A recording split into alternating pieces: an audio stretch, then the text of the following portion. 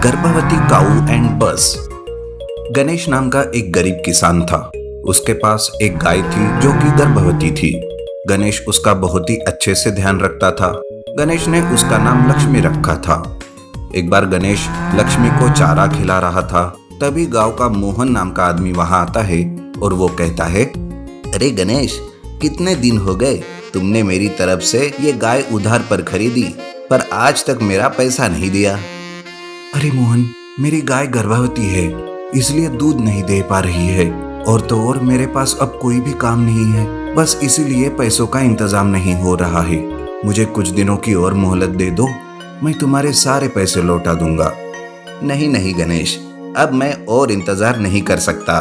जब तक तुम मेरे पैसे लौटा नहीं देते तब तक मैं तुम्हारी इस लक्ष्मी को अपने साथ ले जाऊंगा। दरअसल मोहन गांव का धनिक रहता है जो गाय बेचने का काम करता था। गणेश ने मोहन से कुछ पैसे देकर गाय खरीदी।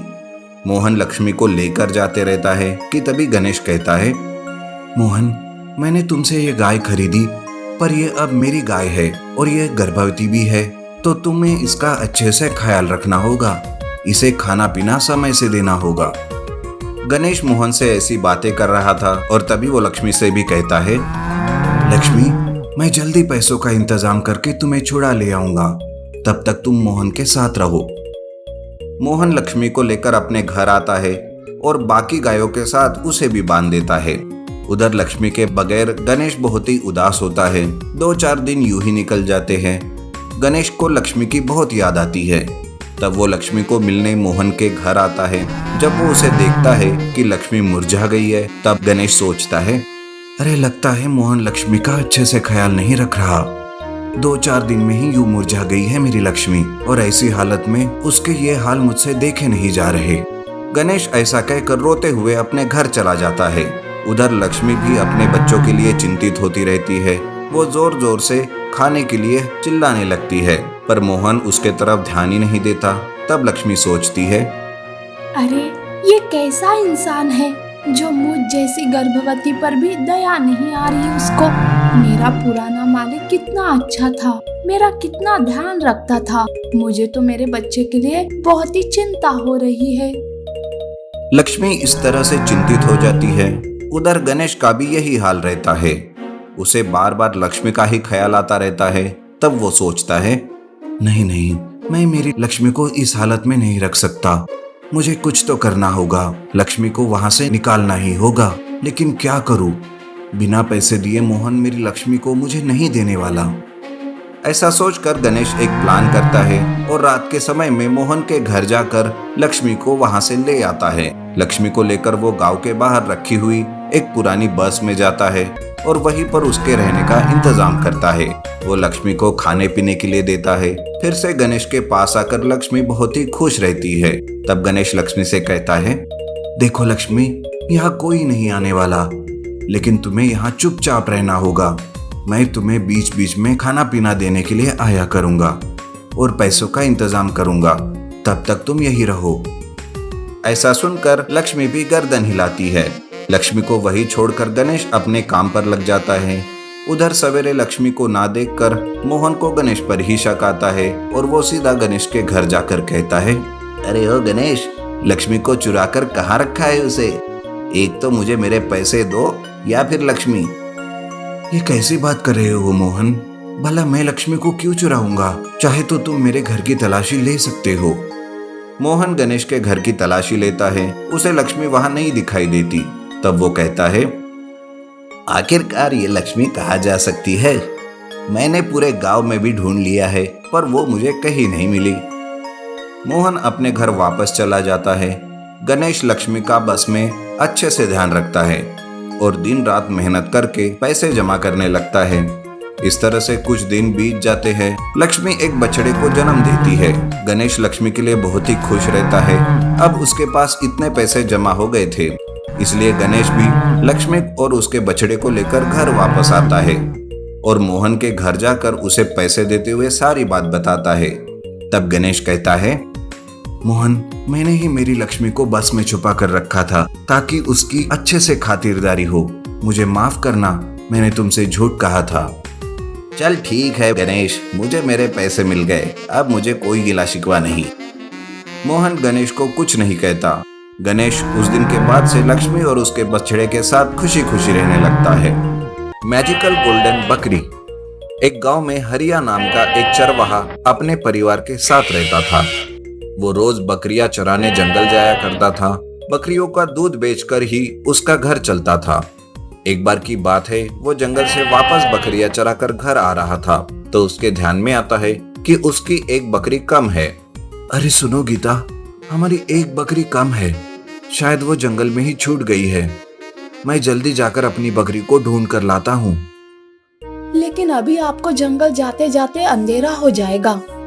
आप अंधेरे में कैसे ढूंढ पाओगे हमारी बकरी को? मुझे तो बहुत डर लग रहा है। आप आज रहने दीजिए, कल सुबह जाइए जंगल।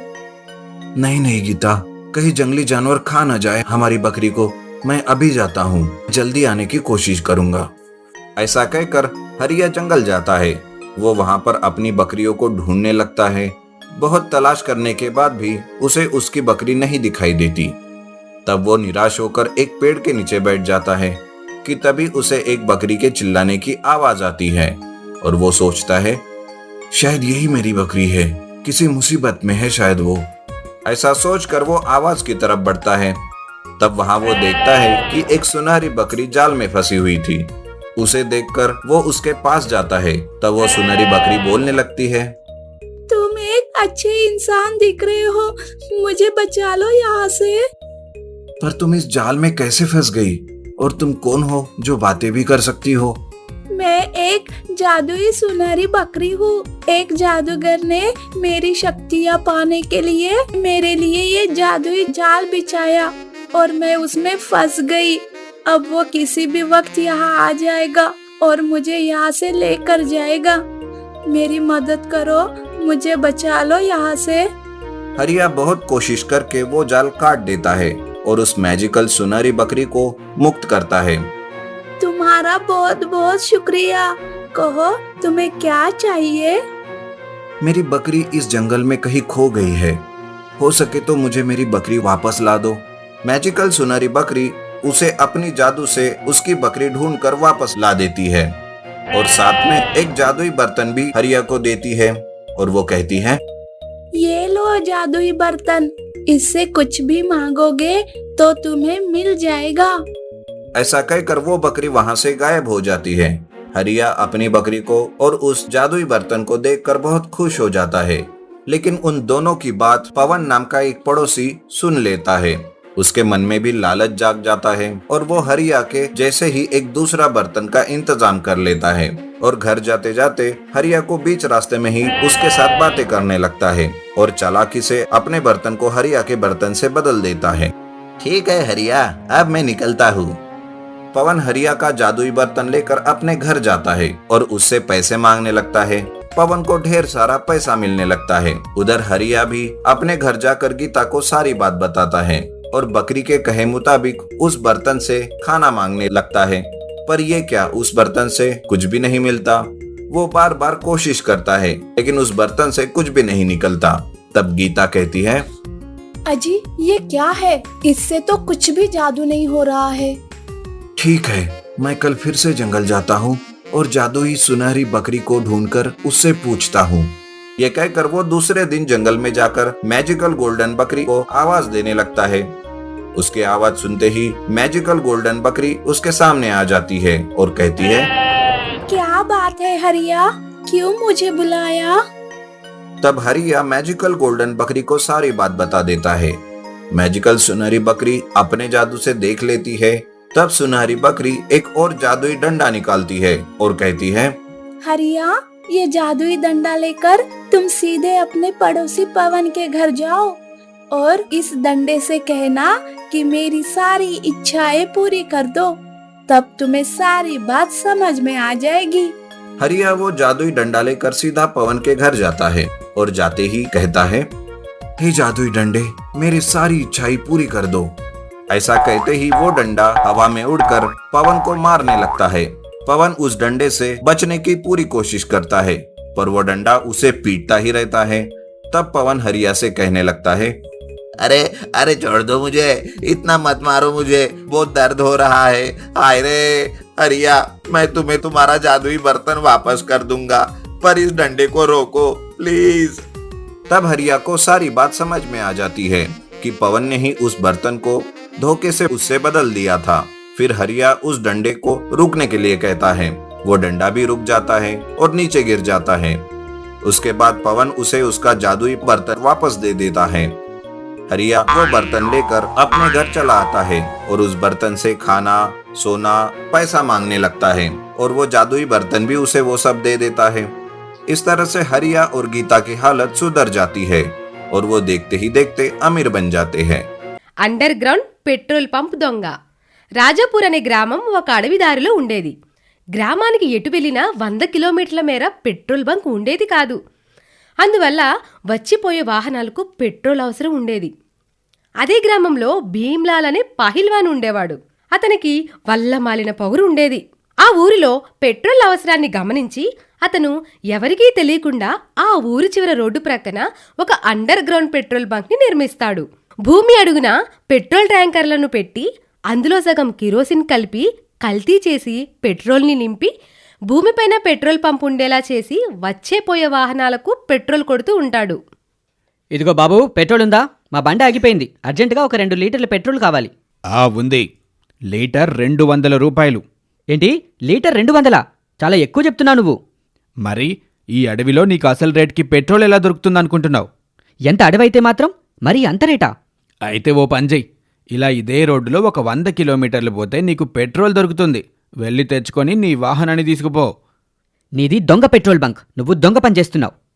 రేయ్, మాటలు సరిగ్గా రాని. మర్యాదగా పెట్రోల్ పోయించుకుంటే పోయించుకో, అంతేగాని ఎక్స్ట్రాలొద్దు. సర్లే, ఇంకేం చేస్తాం? అవసరమేమో నాది. నా బండిలో పెట్రోల్ పోయి అని ఆ వాహనదారుడు చేసేదేమీ లేక పెట్రోల్ కొట్టించుకుని వెళ్ళిపోతాడు. అలా వచ్చిపోయే వాహనదారులను బెదిరిస్తూ పెట్రోల్ కొడుతూ ఉంటాడు. ఒకరోజు జాఫర్ అనే ఒక వ్యక్తి భీమ్లాల్ దగ్గరకు వచ్చి ఇలా అంటాడు. అరే భీమ్లాల్ అన్నా, నాకు పెట్రోల్ కావాలి. ఇప్పుడు నా దగ్గర డబ్బులు లేవు, నేను తర్వాత ఇస్తాను. మా అమ్మకు బాగోలేదన్నా, ఆమెని అర్జెంటుగా హాస్పిటల్కి తీసుకుపోవాలి. దయచేసి పెట్రోల్ పోయన్నా. పెట్రోల్ లేదు, ఏమీ లేదు. డబ్బులు లేకపోతే పెట్రోల్ ఎక్కడి నుంచి వస్తుందిరా? అరే బాయ్, చల్ చల్ చలో యాహాసే. ప్రతివాడు నాకు ఏదో అవసరం ఉంది, ఇది అవసరం ఉంది అంటాడు. పెట్రోల్ పోయిరా బాబంటే ఎలా పోస్తారు? ఇదేమైనా ధర్మసత్రమా? అండర్ గ్రౌండ్లో పెట్రోల్ పంప్, ఇక్కడ ఫ్రీ పెట్రోల్ ఉండదు అని భీమ్లాల్ విసుక్కోవడంతో జాఫర్కి బాగా కోపం వచ్చి వెళ్ళిపోతాడు. ఎలాగైనా ఈ భీమ్లాల్ ఆట కట్టించాలనుకుంటాడు. భీమ్లాల్ అండర్ గ్రౌండ్లో దాచిన పెట్రోల్ ట్యాంక్లోంచి పెట్రోల్ దొంగలించి పట్టుకుపోతాడు. తర్వాత రోజు భూమిపై ఉన్న పెట్రోల్ పంప్తో వాహనాలకు పెట్రోల్ కొడదామని చూస్తాడు. అప్పుడు పెట్రోల్ రాకపోవడంతో తన అండర్ గ్రౌండ్లో ఉన్న పెట్రోల్ ట్యాంక్లో ఎవరో పెట్రోల్ దొంగలించారని గమనిస్తాడు. మళ్ళీ పెట్రోల్ నింపి తర్వాత రోజు చూస్తాడు భీమ్లాల్. మళ్ళీ ఖాళీ ట్యాంక్ ఉండడంతో భీమ్లాల్కి చాలా కోపం వస్తుంది. ఈ పని ఎవరు చేస్తున్నారో కనిపెట్టాలని ఒక పథకాన్ని రూపొందిస్తాడు. తర్వాత రోజు ఆ పెట్రోల్ ట్యాంక్ నిండా నీళ్లు నింపి ఉంచుతాడు. తర్వాత రోజు జాఫర్ యథావిధిగా పెట్రోల్ ట్యాంక్లో పెట్రోల్ అనుకొని నీళ్లను దొంగలిస్తాడు. భీమ్లాల్ తన మనసులో ఇలా అనుకుంటాడు. ఈసారి దొంగ దొరుకుతాడు. ఈ ఊర్లో మోటార్ మెకానిక్ షాప్ ఒక్కటే ఉంది. ఎవరైతే తన బండి పెట్రోల్ ట్యాంక్లో నీళ్లు పడి స్టార్ట్ అవ్వటం లేదని అక్కడికి వస్తారో వారే నా పెట్రోల్ దొంగ. వాడెవడో తెలుసుకొని చితకబాదాలి. మళ్ళీ ఎవరూ నా అండర్ గ్రౌండ్ పెట్రోల్ బంక్ జోలికి రాకూడదు. తర్వాత రోజు మోటార్ మెకానిక్ షాప్ దగ్గరికి జాఫర్ తన బైక్ని తోసుకుంటూ వచ్చి మెకానిక్తో ఇలా అంటాడు. బాబూ మెకానిక్, నా బైక్ ట్యాంక్లో పెట్రోల్ అనుకొని నీళ్లు పోసాను, కొంచెం దీన్ని రిపేర్ చేసి పెట్టవా? జాఫర్ మెకానిక్తో మాట్లాడిన మాటలన్నీ పక్కనే చాటుగా ఉన్న భీమ్లాల్ వింటాడు. వెంటనే భీమ్లాల్ జాఫర్ ముందుకు వచ్చి ఇలా అంటాడు. అరే దొంగ వెధవా, అంటే నా అండర్ గ్రౌండ్ పెట్రోల్ బంక్లో నా పెట్రోల్ అంతా దొంగతనం చేస్తుంది నువ్వన్నమాట. ఉండ్రా నీ పని చెప్తా. ఇక జాఫర్ అక్కడి నుంచి పారిపోతాడు. అతడు వెళ్ళి జరిగిందంతా పోలీసులకు తెలియచేస్తాడు. వెంటనే పోలీసులు భీమ్లాల్ని పట్టుకొని పోలీస్ స్టేషన్కు తీసుకువస్తారు. ఇద్దరిని నిలబెట్టి, ఏంటి భీమ్లాల్, అండర్ గ్రౌండ్లో పెట్రోల్ బంక్ పెట్టి దొంగ పెట్రోల్ అమ్ముతున్నావని తెలిసింది, నిజమేనా? లేదు సార్, నేను అలాంటి వాణ్ణి కాదు సార్. ప్రతి దొంగ వెధవ చెప్పే మాటలివే. మాకన్నీ తెలుసు, నీ సంగతి చెప్తా. ఏంటి సార్ ఊరుకుంటుంటే మీ ఇష్టం వచ్చినట్టు మాట్లాడుతున్నారు? ఏంట్రో ఈ నోరు లెగిస్తోంది? వీడి కండలు కరిగించండ్రా. నోరు లెగిస్తోంది, దెబ్బకి మూస్తాడు. చేసేవన్నీ దొంగ పనులు, అడిగితే మళ్ళీ బుకాయించటం. నువ్వేంట్రా జాఫర్, ఈ భీమ్లాల్ గాడు ఒక దొంగ. వాడి దగ్గరే నువ్వు పెట్రోల్ దొంగతనం చేస్తావా? నువ్వు దొంగలకే దొంగవన్నమాట. అని పోలీసులు వాళ్ళ స్టైల్లో 4 దెబ్బలు కొట్టేసరికి అసలు నిజం ఒప్పుకొని లొంగిపోతాడు. పోలీసులు భీమ్లాల్ అండర్ గ్రౌండ్ పెట్రోల్ బంక్ని తీయించి వేస్తారు. అతన్ని జైలుకు కూడా పంపుతారు. భీమ్లాల్కి భయపడకుండా అతని అండర్ గ్రౌండ్ పెట్రోల్ బంక్ విషయం పోలీసులకి తెలియజేసినందుకు గాను జాఫర్ని మందలించి విడిచిపెడతారు. ఈ స్టోరీ మీకు నచ్చినట్లయితే లైక్ చేయండి, కామెంట్ చేయండి. ఇలాంటి మరెన్నో ఇంట్రెస్టింగ్ స్టోరీస్ కోసం మా ఛానల్ని సబ్స్క్రైబ్